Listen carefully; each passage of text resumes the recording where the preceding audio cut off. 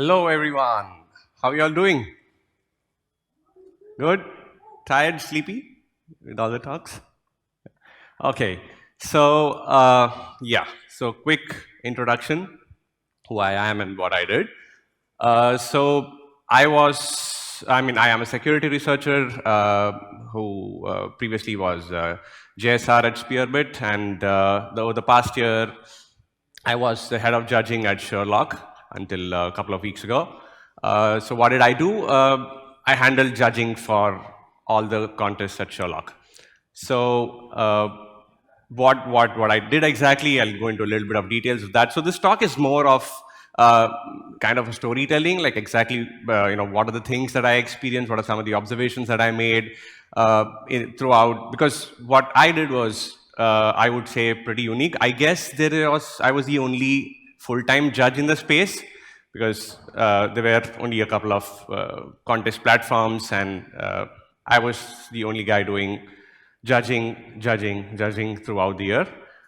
So yes, so I'm just sharing some of the things that I found along the way.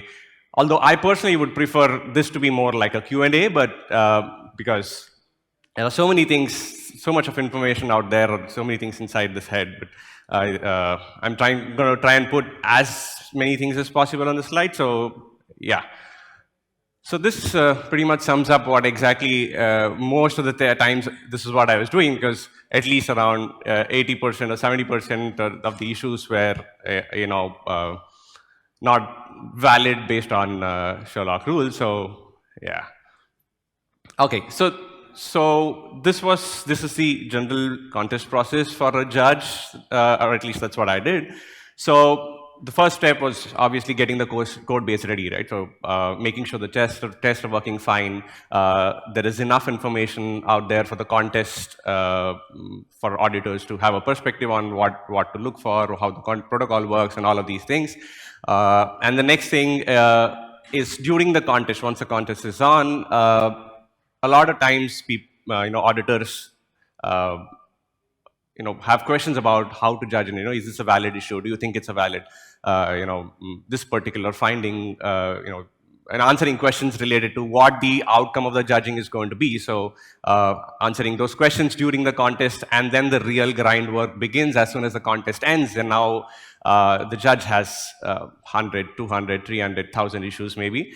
So that comes in, and then the process of the judging is split into the deduping part. So initially when we started out, this was all manual, but now I think everybody is moving towards a more AI-based deduping using GPT-4, 3.5 and all of that, which kind of gives a decent result in terms of deduping, at least putting issues together, which kind of reduces the load. But then initially it was a lot of manual work, which I did. Yeah. So the next thing is the initial filtering. So what happens is once the deduping is done, you go through all the set of issues, filter out a set of possible valid findings that you think as a judge should be shown to the protocol, and the rest of them are filtered out.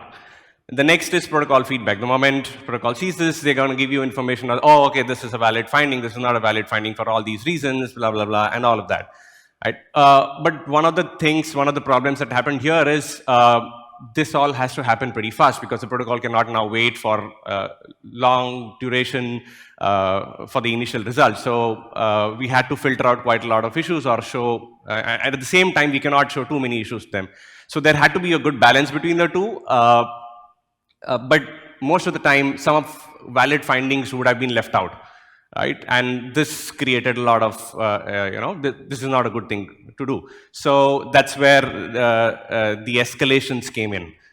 So we allow for the initial results to be announced, and then people can come in and escalate, saying, hey, you missed out this issue, or the protocol is wrong about this comment. I think it's valid because of all these reasons. So escalations brought in that extra layer of making sure we don't miss out on anything. So yes, so this is the general process. Although some parts of it may be unique for Sherlock, but I think some of them are pretty common. Right. So how did it start? How did the whole journey start? How did the whole judging rules get set up. So we decided on two things. We are going to reward only high and medium, right? Now the problem with something like this is there is no standards industry-wide as to what is a high and what is a medium, or what is a low. Even for that matter, there's no standard guide for severities. They are generally based on impact and likelihood, but what happens with contests is it's open to interpretation. And there is a lot of confusion there. So the rules had to be set, about how or why I'm going to judge this particular issue as a high or medium. So this clarity had to be given. So that's where I started working on the rule book. That is a rule design that is there. Like the first part, the interpretations is something that I already mentioned. So one valid finding, the impact of it can be seen in different ways. I think in one of the talks earlier today, a low finding can be high in another audit report. So those things are open to interpretation. So one of the principles that I employed is how can this finding provide value to the protocol in terms of security, from the security perspective, and then the base rules that we set for what a high or a medium is, we add these two things. Does that fall under this category? Only then that issue would be rewarded. So this is where the rule design progressed from here. And another factor is that over time, like in Alex's PPT, he mentioned about some of the issues what were relevant in 2021 are absolutely not relevant anymore, or they are considered a low, or these severities change over time, maybe. For example, initially the call, just a random example, call versus transfer was an actual valid finding for quite some time, but as we evolve, we now, the protocols or developers now understand something like this, and they make a, call on that and say, this is a conscious decision that we have chosen one of these two things, right? So the rules have to constantly change. A similar thing is front-running initializers and all of that, right?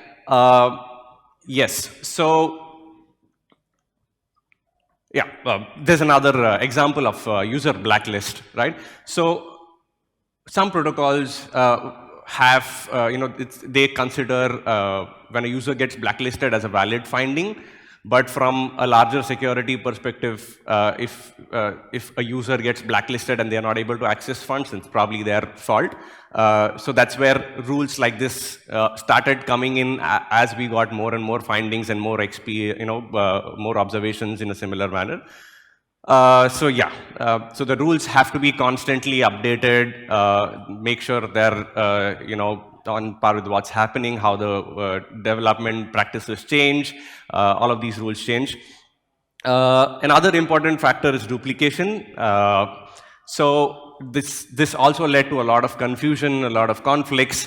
For example, one of the questions that was asked about how, what happens when there are multiple issues associated with one function or something like that. So there are quite a few interesting findings. Probably I'll tweet about it later or something like that. So there have been cases where one function had like 4 or 5 vulnerabilities in it. Now, from a contest point of view, how would we, reward that, right? So, putting them all together would have made sense. Saying, okay, for the developer, you say, why don't you go and rewrite this particular function? But from the reward perspective, that's still not acceptable, right? Because you have to see all the possible pathways, all the different pathways, what led to that vulnerability. If the root cause is same, then you can consider putting them together, but at the same time, it also depends on the implementation of different parts. Let's say it's supposed to behave in a certain call. The call flow of that particular function will result in a final, state. So both of these examples go in 2 different directions, although they originate from the same point. While fixing one does not necessarily fix the other, right? So, so that's where some of these rules, duplication-related rules, had to come in so that the rewards are more fair and, The last point is something is very important, and I think that there needs some kind of an action on that.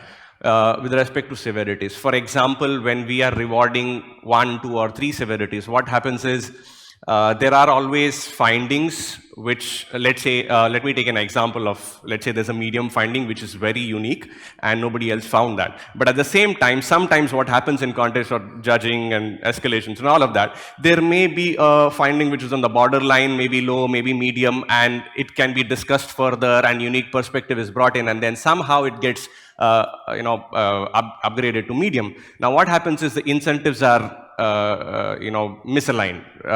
Somebody who needs to be, is deserving much more, is on the same platform as an issue which is, kind of in the borderline, may not be as valuable as that. So having this fixed 1, 2, 3 severities can, be unfair at times. But yes, it's not an easy problem to solve, because a lot of these times these issues or these decisions can get subjective just the way code works. So yeah, this is one question I keep getting asked a lot of times. While there were like simultaneous contests going on, I was doing deduping, judging on multiple contests and taking calls on all of these issues, and I keep getting asked, how were you able to do it? To be honest, I still don't know the answer for that. It was only after we launched a judging contest, people would do one judging contest and come and ask me like, how are you able to do it 4 or 5? I think I'm not really sure I have a perfect answer for that, because I don't know. But here is something that I usually follow, or at least I followed during judging. So in ancient Indian, there's a philosophy called neti neti, which simply means not this, not this. So this is like a thought process or a flow where you start negating things until you come to the, the real stuff. So my process was first, have after deduping, first have a list of issues, start going through them, look for obvious pointers where either somebody is taking you for a ride or they're just ChatGPT or something like that. There's always going to be finders. So I would start doing these filtering first, and that would lift, pull out some of these things. And then I would start going deeper. Sometimes the impact will have some indication that it may not be a valid severity, or sometimes the description of the issue, or the issue body will have some extra information where what they are seeing is not really a valid issue. And another thing is understanding biases and incentives. Obviously, as human beings, we always have biases, either conscious or unconscious. So obviously, our conscious ones are, as a judge, you need to make sure that something like that should never happen.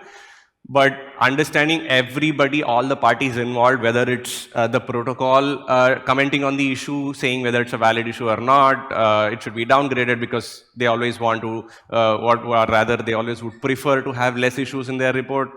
At the same time, an auditor or a security researcher will always have arguments to show why that issue is valid. So understanding these things are very important to make that final decision. Then a continuous process of designing better rules makes the job much easier. I am pretty sure like 1 year ago or 8 months ago or 6 months ago, what rules we had are very, would have made it very difficult today if those rules were not there. So we need to keep iterating on that again and again and make sure it stays relevant. Do multiple iterations on the judging, make sure nothing is missed, and make sure you are a good listener, because as long as you listen to people talking, you're always going to find your answer.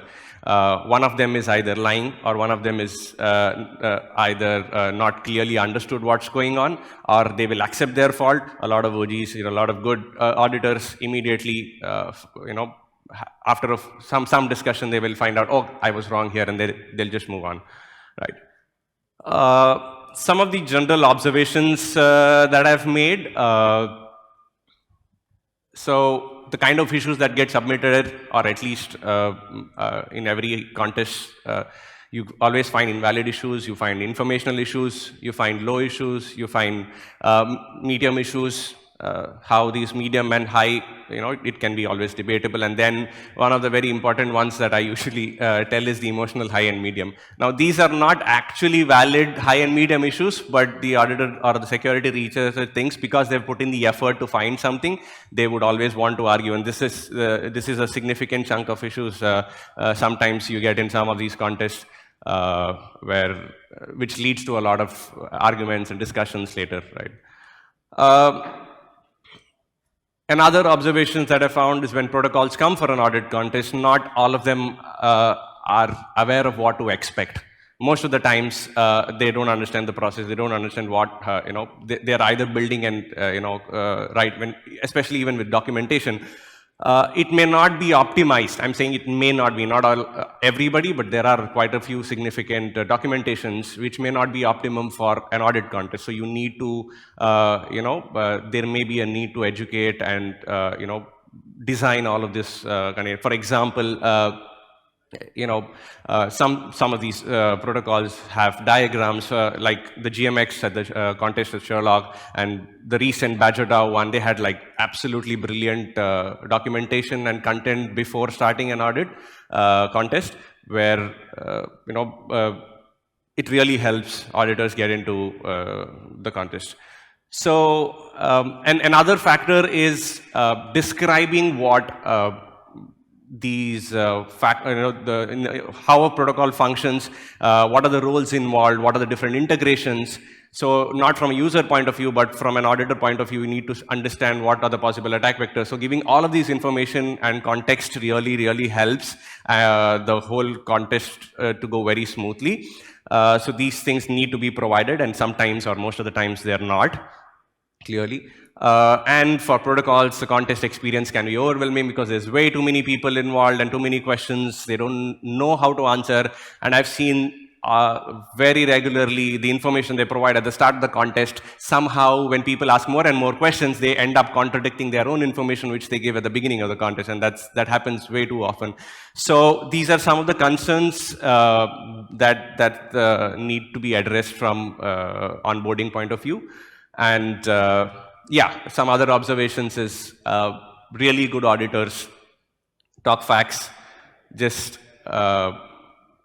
prove their point. If they cannot, if they respect the decision, if that's not possible, if there's an error, they just move on. But yeah, they don't cry. So yes. Okay, the next is what makes a good judge. You obviously have to be a good auditor, a good security researcher. You need to understand code bases really well to be able to judge. Not all the issues, but quite a lot of issues. For example, some of these issues you can just look at it and these are fundamental issues and you can just judge them immediately. They're pretty common everywhere. But some of them may need context of some small part of the code. Sometimes you need to follow through the calls and then judge them. Sometimes you need to go through whole contract and get context. So not all of them require you to understand the protocol really well, but some of them do. So it's a good balance of all of these. Understanding issue severity, how these rules are defined, all of these are very important. Understanding DeFi in general is very important. Knowing how the previous decisions were made with respect to that particular issue, that always helps. Okay, the last one is a joke. So, okay, so does it really help? Does judging really help you as an auditor? Again, an honest answer, I don't know. I'm absolutely curious to see myself because after a year of judging, I'd be happy to explore how good of an auditor I've become. But there's definitely a lot of plus. Why? For beginners, when they start out, this judging is probably one of the fastest ways of getting feedback. Why? Because you immediately see what others have submitted, and you can see how how their mindset is, how they think through an issue, how they look through the code base, and all of that. So yeah. and they can also be part of the discussions, which gives them unique perspective and all of this. So additionally, you get to learn protocols much faster along, along with taking part in an audit contest. So yeah, and judging is absolutely hard. Why is it hard? One, because it's absolutely time consuming, and you can always go into analysis paralysis saying, is this the right decision? Because your decision will impact somebody making money or not making money, right? At the same time, if you miss something out, protocol could get hacked, yeah, the finding will get missed out, blah, blah, blah, all of these things could happen. And the rewards may not be that attractive as being an auditor or a security researcher, but these roles are evolving. I think, is there a future for these kind of roles? Maybe, maybe not. I'm not really sure, because there are more contests coming in, competition platforms coming in. I'm pretty sure there'll be more competition platforms coming in the next months or years. So there will always be a requirement for some kind of these roles, maybe not as much as in number, but these skills are definitely helpful. One of the concerns that I usually have during contests, because now the number is increasing, when you have simultaneous contests, there's always going to be confusion as to which one to choose. So the allocation of resources and making sure the right amount of people and the right kind of people are looking at your code is kind of hard.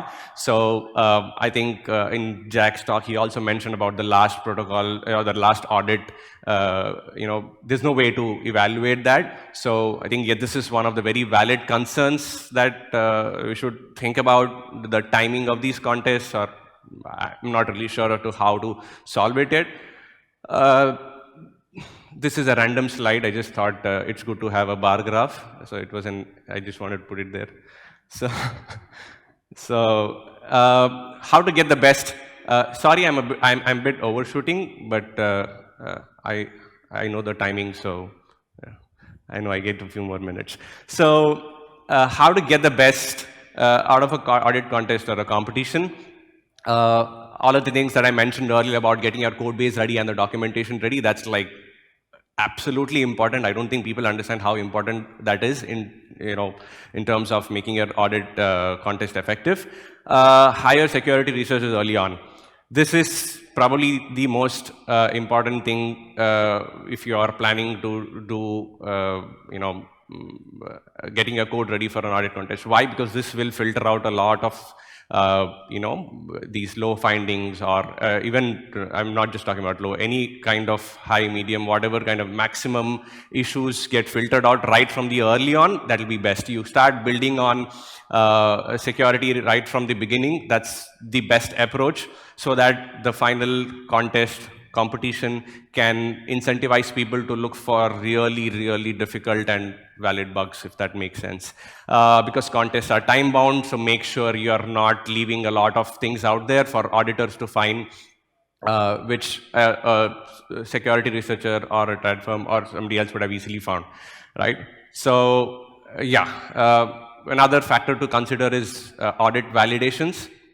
If you get an audit done before and you build something on top of that, that's where the code starts getting so we've seen some protocols coming in, and because of these fixes they had way more issues than they would have previously had.